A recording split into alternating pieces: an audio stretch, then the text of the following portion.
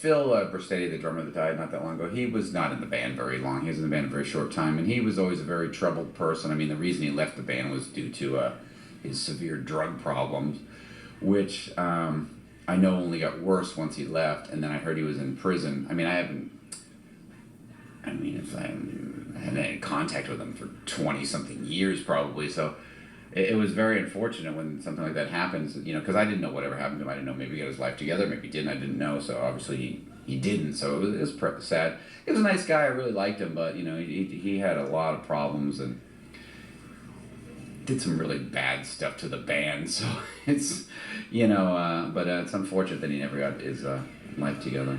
Phil died earlier this year, played drums for White Zombie from 1992 to 1994, and the beginning of the end of White Zombie was when Rob and his girlfriend, bassist Sean Yseult, broke up, and the band followed suit in 1998.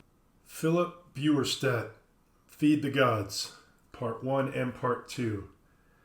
These written blogs can be found at batshitcave.blogspot.com. These were posted in May of 2024. Quit the band.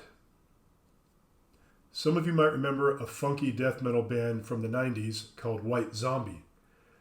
Although they formed in the 80s, it was the above pictured album released on Geffen Records which brought them more than a few moments of fame, mostly via MTV's popular animated show Beavis and Butthead. Of course, the singer Rob Zombie went on to pursue a successful solo career just before getting into filmmaking. I was a pretty big fan of LSD Music Volume 1 when it was released in 1992 and attended their show when they came to town. Although my memory is generally composed of a montage of bodies, monstrous riffs, and dreadlocks flying everywhere, the drummer Ivan DePrume's distinct characteristics were noticeably absent. This bothered me because the band's rhythmic groove was a big part of what stood out to me, and I was afraid they wouldn't deliver. But after a few songs, I was probably second guessing whether this was actually a new guy or just Ivan DePrume with a haircut. Turns out it was a new drummer by the name of Phil Buerstatte, and he was quite good. On March 17, 1992, White Zombie released Los Exorcisto, Devil Music Volume 1. The band supported Los Exorcisto with a 2.5-year-long tour. During the tour, Ivan DePrume left the band to pursue a successful career as a producer/engineer, as well as drummer/percussionist, and opened his own studio, Burning Sound. He was replaced by Phil Buerstatte. That's according to Wikipedia. Drummer Ivan DePrume apparently quit the band just as White Zombie got signed to a major label, Geffen Records. This would seem a strange time to leave, after 6 or so years of paying dues in the underground. All that blood, sweat, and tears to finally arrive at the place so many young musicians dream to be, yet never find. There it was, and DePrume just walks away from it in the middle of a tour, as if he has better options? Clearly, he did have options and attended the Musicians Institute, where he completed their drums and percussion program. He also built his first professional recording studio in Los Angeles, Burning Sound, and began recording, producing, and engineering projects. But does that really explain specifically why he left the group? Yeah, and on that note, I've never been fortunate to see Ivan play with White Zombie. I think I was about 13 when you left the band, but I never really got the story of the departure. Ivan, looking back, what was your reasons? The big thing is the deterioration of my relationship with Rob. We just stopped talking, and our communication skills were just so bad with each other. I feel like that time I just was so pissed off at him that I just shut myself out, and that was on tour. So like when I closed myself off from him, I feel like I closed myself off from the whole band. Looking back, I regret some of my behavior, but at the same time, we're human beings, and the things that Rob did is just unexcusable to me.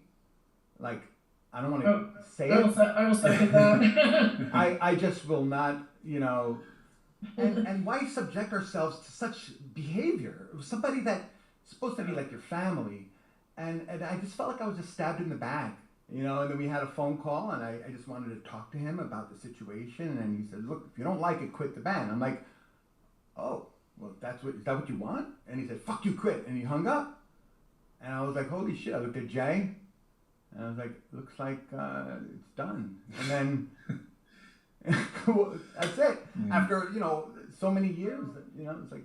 So shocking. It was so shocking. Yeah. I still don't understand what the fuck happened. I was like, I just. Well, we were very young, and we were, as Ivan says, we were always pushing forward, no matter what, always, every second we were pushing forward. Everything was for the band. There was no energy for sharing feelings. Exactly. I've seen this play out in a lot of bands, especially when they know, go on right? tour and they're forced to be together 24 hours a day, and everybody's being a hard ass. It's this happens all the time.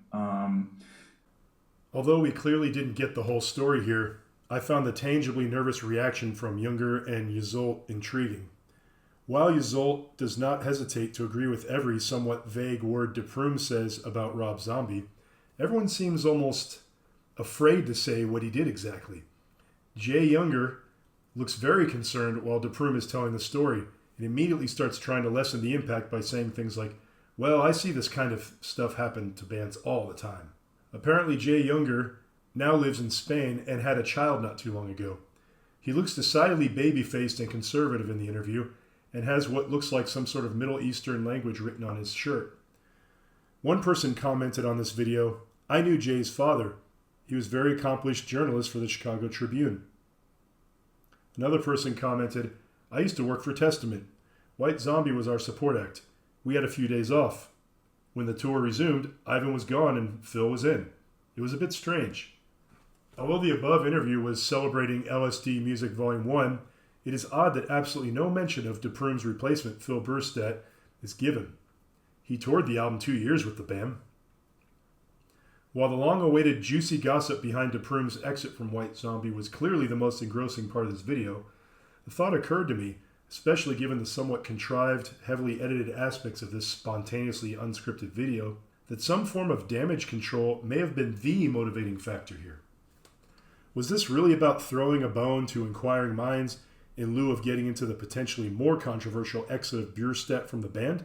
Was the latter the real elephant in the room this interviewer mentions, and not Mr. Zombie himself?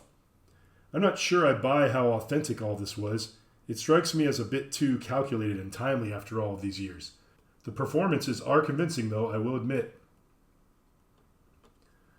Rob Zombie's behavior so early in White Zombie's career seems to reveal the power and importance he felt he had, in comparison to other members of the band.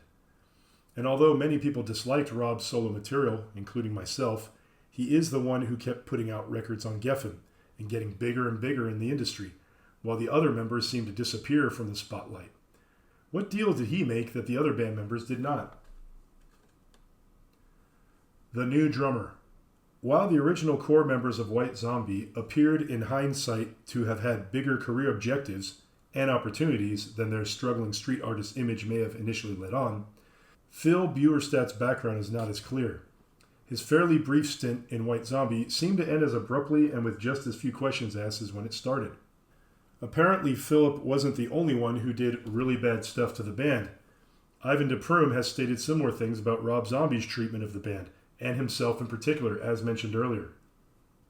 Reminds me of the film Spinal Tap, where drummers in the band end up dying in bizarre gardening accidents, or they simply blow up spontaneously on stage. Does the film contain a sinister truth, veiled beneath the satire? Does this sort of thing happen all the time, as Jay Younger confidently pontificates in the above interview?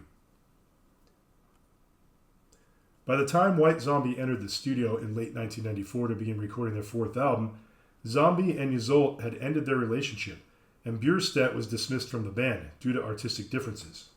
That's according to Wikipedia. Artistic differences is usually code for, I'd rather not get into it. The thought that Buerstatte and Yseult may have had an affair comes to mind, especially considering the synchronistic timing of Rob's relationship separation from Yseult and Buerstatte's dismissal. Perhaps it was drugs, perhaps it was an affair, perhaps we'll never really know why. Other than Buerstatte's work with the band's last crack in White Zombie, we don't really know much about him. Oddly, an IMDb entry lists him as an actor, known for the music video White Zombie, Thunder Kiss 65. Other than the band members themselves, that video doesn't have any men in it that are not masked. Could he be this guy? I wondered if IMDb's entry for Buerstatte was inaccurate, especially since it doesn't even mention him being in White Zombie, which he wasn't at the time the above-mentioned video was shot. But then I came across an interview with Rob Zombie from MTV Headbangers Ball, where he states that Buerstatte appeared in the video for Black Sunshine as an audience member. Could this be him here? After leaving White Zombie and a Last Crack reunion or two, Buerstatte seems to vanish from the spotlight until 2012. Feed the Gods. White Zombie had recorded several songs for movie soundtracks and various artist compilation albums, including Feed the Gods for the soundtrack to Airheads, I Am Hell for Beavis and Butthead Experience compilation album, and a cover version of Black Sabbath's Children of the Grave, which appears on the tribute album Nativity in Black.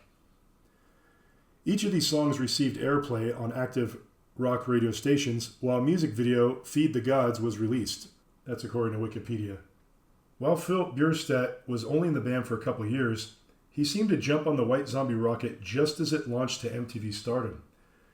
This was a new gear for the band, and by all accounts it was an unstoppable machine, which none of the band members seemed interested in slowing down for anything.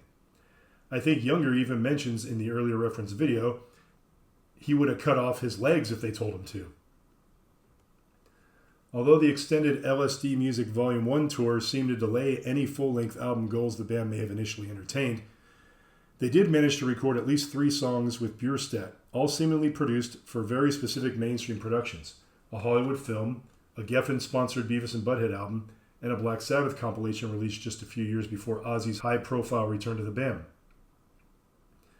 When DePrume left White Zombie, the rhythm section went from an organic, funky thrash metal thing to a dehumanized wall of industrial noise.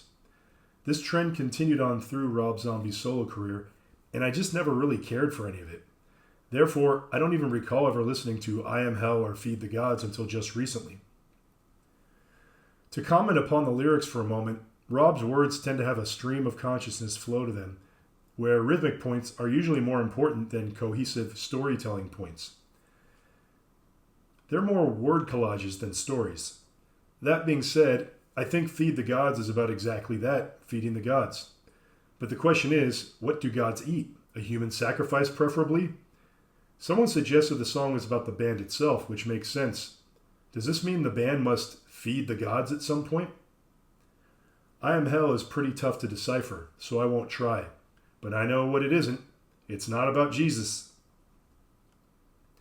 Children of the Grave is a Black Sabbath cover, and the only thing White Zombie adds is a few extra yes and a sample, which seems to be referencing the 1969 Manson murders. I don't know what the connection is supposed to be between the song's original lyrics and the Manson murder-inspired samples, but obviously, again, it ain't about Jesus. The Strange Case of Lauren Breckenridge. Sausalito police have arrested a man claiming to be the former drummer for the disbanded heavy metal band White Zombie after he allegedly defrauded the Altamira Recovery Center for approximately $75,000. The same man also allegedly defrauded a similar rehabilitation center in Novato. The man, identified as Lauren Breckenridge, 46, claimed to be Phillip Buerstatte, the former drummer for White Zombie, and had arranged to stay at the Altamira Drug and Alcohol Rehab Center for a month, but left treatment 2 weeks into his stay, police said. Police were still trying to determine whether Phillip Buerstatte could actually be a stage name used by Breckenridge, or if Breckenridge was impersonating the musician. That's from the Marin Independent Journal, published August 31st, 2012.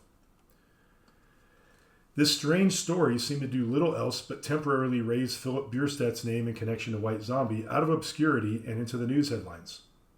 The timing was interesting, as this story began circulating through the online heavy metal music news bulletin Blabbermouth less than a year before Buerstatte's mysterious death on May 19, 2013.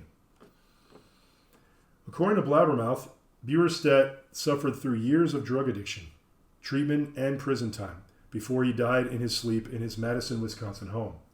Notice that Blabbermouth suggests Buerstatte's unhealthy lifestyle led to his death. without actually saying it.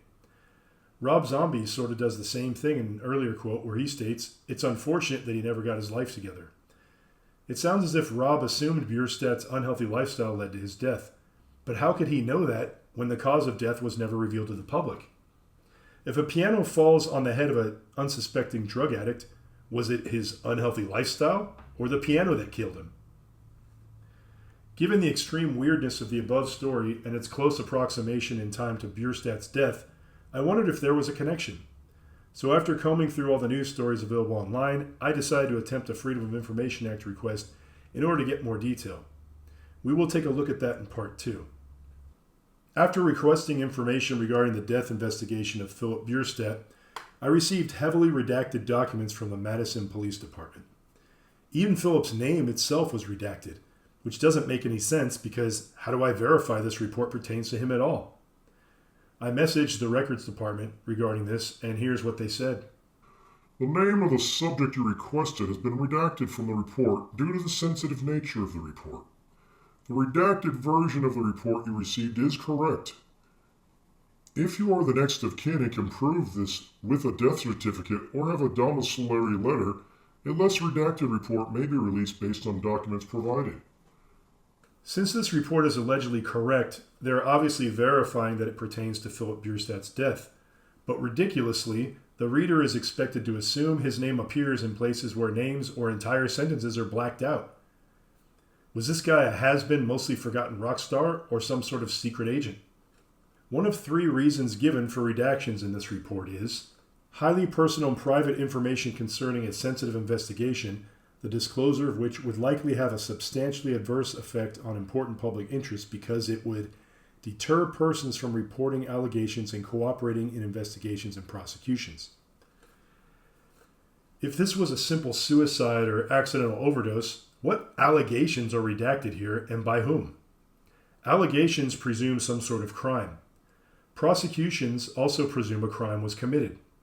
If an investigation leads to no crimes being committed, when does it become sensitive? And at what point is that tag dismissed and things unredacted? Never? Although the excessive redactions make it impossible to determine such basic information as cause of death, I have attempted to extract whatever scraps of information of note I could discern below. Zed stated he is the son of Phillip Buerstatte. He stated the last time he saw his father was in 2009, and that he has spoken with him briefly on the phone since then. I, Detective Riesler, told Zed that the grandmother did not tell me that Phillip had a son. My guess is that Zed was probably between 23 to 33 years old when his father passed away. It seems quite plausible that Phillip may have left White Zombie around the same time his son was born. Could this have had something to do with his departure from the band? It is confirmed elsewhere in the report that it was at the band Last Crack's 20-year anniversary reunion show in 2009 that father and son last met face to face. Safe to say they probably were not that close in the years leading up to Buerstatte's death. The fact Phillip's grandmother did not mention to detectives that he had a son is odd, but can have several explanations. For now, I'd say it's mostly just another indication that the family was not close for many years, if ever. The mother of Phillip Buerstatte stated that Michael Ewing was a good friend of Phillip and may be able to provide some information in reference to his death. He was very upset about Phillip's death and stated they had known each other since they were teenagers.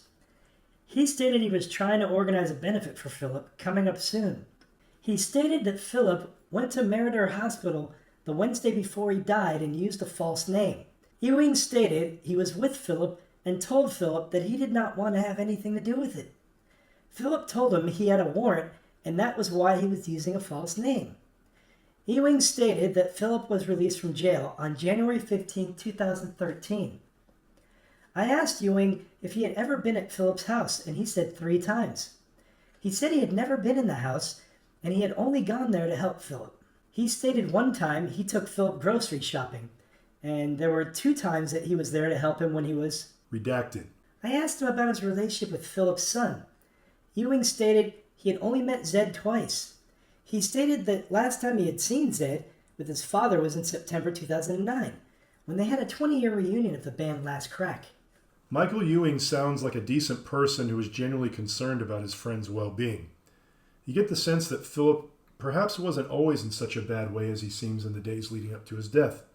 I get the impression of someone who has declined severely relatively recently, although obviously we've heard otherwise. Ewing confirms his friend did some jail time. According to Phillip's roommate, he was on parole for a OWI, which is operating while intoxicated, when he died. This trip to the hospital is one of several stories in the report supporting the idea that Phillip had some sort of health issue, likely a serious one. Was a drunk driving accident the cause of both his incarceration and his recently debilitating physical state? Ewing's story about Phillip using a false name when he checked into Meriter Hospital strangely mirrors the story of Lauren Breckenridge, who used Phillip's name when he fraudulently checked into various rehab facilities the previous year. I'm not saying there's a connection between the two incidences, but worth noting. The fact that Phillip may have had a warrant out for his arrest, only having been released from prison 4 months previous, says something about the type of life he was leading. He seemed to be on the edge. I met with Michelle Wauk on the 7th floor of the City-County building at the Dane County Jail. I received information that Wauk was Phillip's girlfriend and they had been involved prior to his death. She said she had taken him to UW Hospital 2 or 3 days before he died, and they did not provide him with any care. Wauk told me she was the only one with Phillip when they went to UW. She stated Phillip was admitted under his name, and then he was out the door within 3 hours. She stated the only thing they prescribed... Redacted. She stated Phillip could hardly walk, and told her he... Redacted. I asked her if Michael Ewing had ever taken Phillip to the hospital, and she stated she did not know anything about that. She stated Phillip did not have $5. She stated neither one of them had done any drugs. Wauk stated she lived in the house with Phillip for 7 months. She stated the other individuals lived in the house and crashed and did not pay any money and turned out to be deadbeats. Wauk described Phillip as taking care of her and the other occupants as her friends. She stated the day that she was arrested, they were supposed to receive money to leave the house at... Redacted. From the bank who had just taken over the foreclosure. She described it as keys for cash. She stated they were being paid $5,000 to leave the house. She stated this arrangement was made by... Redacted. And Curran, when she was in the hospital with... Redacted. Wauk stated she had gone to Michael Ewing's house one time. She stated Phillip was trying to teach Ewing's son to play the drums, and she knew that they were really good friends. Wauk stated she did not know anything about Ewing taking Phillip to the hospital. Wauk was adamant that she was not involved in the death of Phillip. She knew he had severe health issues and feels that it is the hospital's fault for his death, due to the fact they would not treat him. Wauk stated she did not go to Phillip's funeral because she knew everyone would blame her for his death. This interview with Wauk appears to have been conducted from Dane County Jail, where she was presumably being held. Her comment about taking Phillip to the hospital 3 days before he died mirrors Ewing's comments about also taking Phillip to the hospital days before his death. Ewing refers to the hospital as Meriter, while Wauk refers to it as UW. I looked it up, and these are references to the same hospital. Neither claims the other was present at the time. Ewing claimed Phillip used a different name. Wauk says he used his own. Did they both take Phillip to the hospital separately, just days before he died? Something smells fishy here, but I tend to trust Ewing's story more than Wauk's. Wauk said the hospital didn't provide him with any type of care, but then states he was prescribed something, which is redacted. According to Wauk, Phillip could hardly walk. This is somewhat corroborated by Ewing, who stated he stopped by Phillip's house a few times to help him shop, presumably because he was physically impaired. The picture Wauk seems to paint of the living arrangement with Phillip sounds like a bunch of junkies squatting in a house, freeloading what they can from Phillip, whose resources have been drained. Wauk states above that she lived with Phillip for 7 months before he died. According to Michael Ewing, Phillip was released from prison on January of 2013. Phillip died in May of 2013, which would have been about 4 months after he got out of prison. How did Wauk live with Phillip for 7 months when he was in prison just 3 months prior to his death? Again, I would take Ewing's story before Wauk's, which seems less reliable. Guy Curran said about Wauk, she only comes around every once in a while. and that the last time he saw her was 2 days previous. Doesn't sound like she lived there at all, according to Curran, but he could also be saying this to cover something up, which might incriminate himself or others. The crime of driving while under the influence of drugs or alcohol is sometimes referred to as operating while intoxicated or operating while impaired, or OWI abbreviated. But in other cases, it's called driving under the influence, or DUI. That's from Forbes.com. If Phillip had gone to teach Ewing's son drums recently, that tells me his physical debilitation was probably a recent occurrence. How could he go to a friend's house and teach drums if he could barely walk? This, in combination with Curran's apparent statement that Phillip was on parole for an OWI conviction, further suggests to me that he was recently involved in a car accident, which left him in the physically debilitated state he was in around the time he died. Welk's comment that this keys for cash arrangement was made while she was in the hospital with, I presume, Phillip, suggests to me that he may have spent more time at the hospital than can be gleaned from this heavily redacted report. Welk's statement that she was not involved with Phillip's death suggests to me that a possible homicide was still on the table as of the date of the interview, which was 8/21/2013. Otherwise, why would she have volunteered that information? This was 1 month after Detective Dorothy Reisler claims she received the medical examiner's report, which includes the redacted cause of death. Whatever the medical examiner's report revealed, it doesn't sound like it was totally conclusive in ruling out homicide. This case was closed just 6 days later.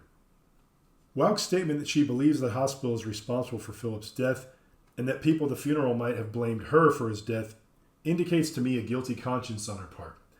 I suspect she knows more about his death than this report may indicate. Are the redactions covering for her? According to the investigative report, a man named Guy Curran was the one who called 911 to report Phillip had died.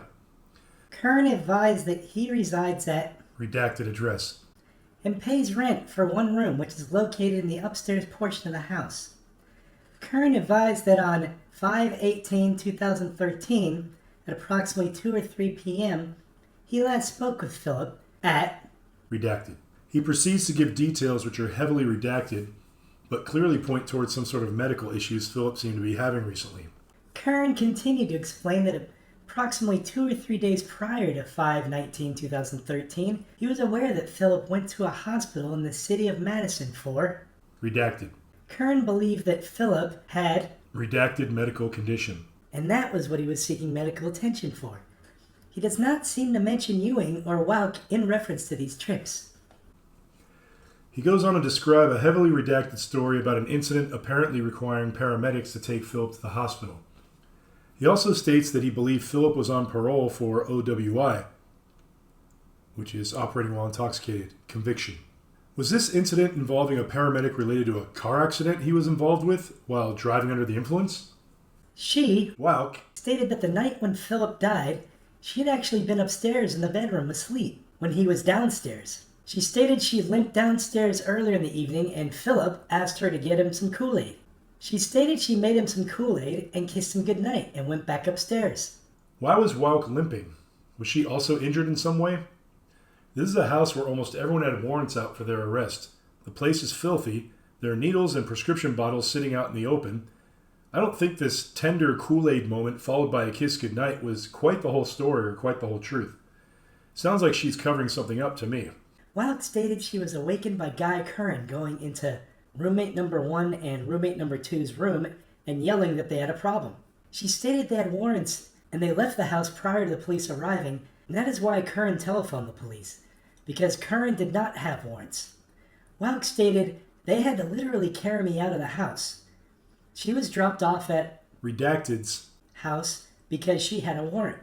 It seems the 2 deadbeat roommates that lived with Phil had warrants out for their arrest as well. So they took off in a panic when Phillip was found dead by Curran. At least, that's what is being said here by Miss Welk. She had to be carried out because of her condition, whatever that was. Although Guy Curran apparently had no warrants out for his arrest, I'm sure he was no saint. I mean, who would even live in a house like this with 4 individuals who all happen to have warrants out for their arrest?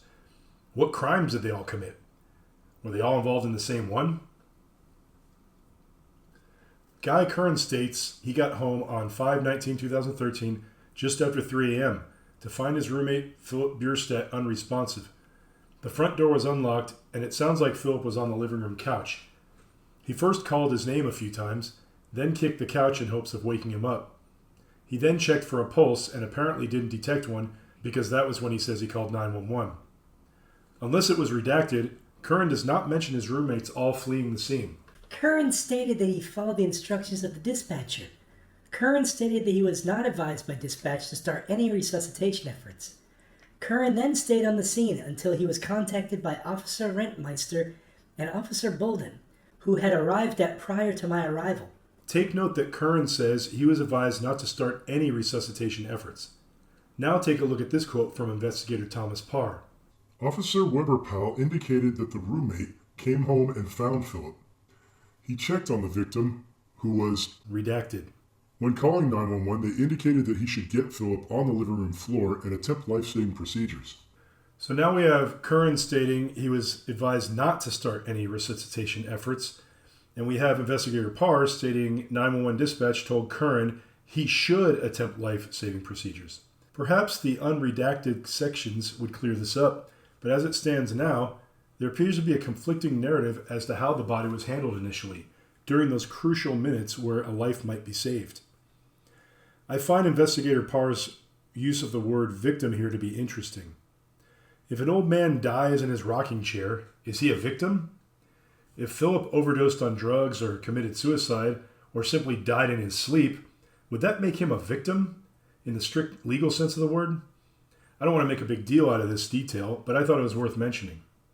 On Sunday, 5/19/13 at approximately 3:19 a.m., I, Officer Weber-Powell, was dispatched to redacted address in reference to a death investigation.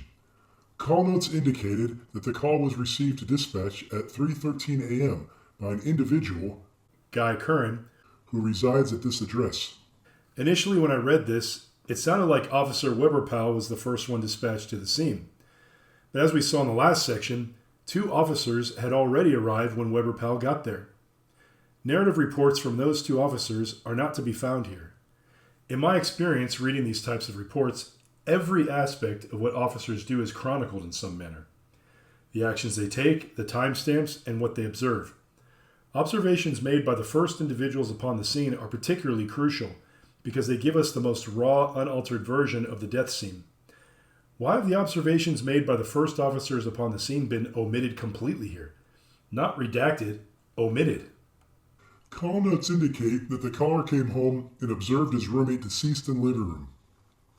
While standing in the living room, I noticed the living conditions in this residence were very poor. I observed garbage located on the floor, and it appeared as though the living room portion of the residence had not been cleaned or kept up for a long time. Officer Weber-Powell makes similar observations when he goes upstairs to Phillip's room. Besides food and garbage, syringes and prescription drugs were found. Based upon Officer Parr's observations, the bottles seem to be prescriptions written out for someone besides Phillip. Weber-Powell did not locate any heroin, but did locate 2 plastic baggies on the nightstand at the end of the bed that had the corners ripped out of them. A cell phone was found in the living room and upstairs in Phillip's room. It sounds like the junkies took their junk before fleeing the scene, but I'd expect them to take their paraphernalia as well. Why leave needles and bloodied tissues behind, but absolutely no trace of heroin? Given the redactions, I suppose it's possible Phillip could have been administering something else into his veins to do with his medical condition. It's also possible his girlfriend was shooting drugs, but he was not. Also present in the residence at this time were Officer Rentmeister, Officer Bolden, and the caller. While I was making my initial observations on the scene, Madison Fire was leaving the scene and provided me with a printout from their medical device that they had connected to the victim. Again, it sounds like quite a bit occurred already from the time the 911 call was made till Officer Weber-Powell arrived. We have virtually nothing describing what occurred during those 5 to 10 minutes, other than these vague references to a medical device printout. Couldn't they have just included reports from the first 2 responding officers and redacted the hell out of them like the rest of this? Post-mortem. Zed stated that he had talked with his grandmother Redacted. when his father died. The grandmother did not tell him the specifics of the funeral or what was happening with his father's body. Zed was very upset, stating that his grandmother had his father's body cremated prior to his arrival so he was unable to view his father's remains. Michael Ewing told him that grandmother had taken all of his father's belongings, including his documents in reference to all the record recordings Phillip had created and any possible proceeds that he would still be earning from these gold records. Supposedly, the grandmother also took 2 stage jackets that Phillip would wear when he performed. It doesn't really sound like Phillip had a will or any sort of legal arrangements figured out regarding his belongings, estate, prior to his death. So dear old grandma just went in and seized everything. I don't quite understand how she would then start getting royalties from Philip's sources, though, unless she was named by him somewhere not mentioned here. I would think his son would be next of kin when it comes to royalty payments, but he seems quite out of the loop here. Did Phillip simply not care where his prized belongings / royalties went after he died, or was he just too medicated to think past his next fix? Phillip's mother advised she last spoke with her son in January or February of this year, and he told her he was going back to school. Ewing stated Phillip was released from prison on January 15, 2013, which sounds like the approximate time frame he last spoke with his mother, according to her. It makes sense that he might be thinking about going back to school at this time, or at least pretending to entertain the idea, if we assume he wanted to get his life back on track, having just gotten out of jail. But it seems he quickly changed course by getting in trouble with the law, prompting a warrant for his arrest to be ordered. Phillip's mother advised that she had her daughter go into the house at redacted address to collect her son's belongings. She did not mention anything about her son having any other family members, except for the sister. I thought the grandmother hauled off with everything. Phillip's mother basically wanted to know if anyone was going to be following up on his death investigation. I told her at this point there was nothing of suspicious nature and that I was going to have the cell phones downloaded to see if they provided any information. Although it doesn't sound like Phillip's mother was very close to him at the time he died, she seems genuinely uncertain as to how he died as of June 3, 2013, the day she was interviewed. It sounds like investigators had mostly ruled out foul play already, leaving suicide or accidental overdose as their likely assumptions concerning how he died. Ewing admitted he does not have a good relationship with Phillip's mother. However, he did give her $300 to rent a car when she came into town for his funeral. He denied taking any of Phillip's items and believes the gold records and guitar and other items that are missing of redacted were taken by an individual whom he identified as redacted. I asked her, Wauk, what happened to Phillip's guitar and gold records. She stated the guitar Phillip had left at a friend's house and that person went missing, and the landlord cleaned up the apartment, and that is how he lost his guitar. She stated Phillip told her that he gave one of the gold records to somebody for money, and all he had to do was give that person the money back and he would get his gold record back. Supposedly there was another guy that is holding on to the other record, but she does not know who that is. Wauk stated Phillip had a lot of friends, and she does not know where any of that stuff is. She stated some music award Phillip received is gone now, and she does not know what happened to that.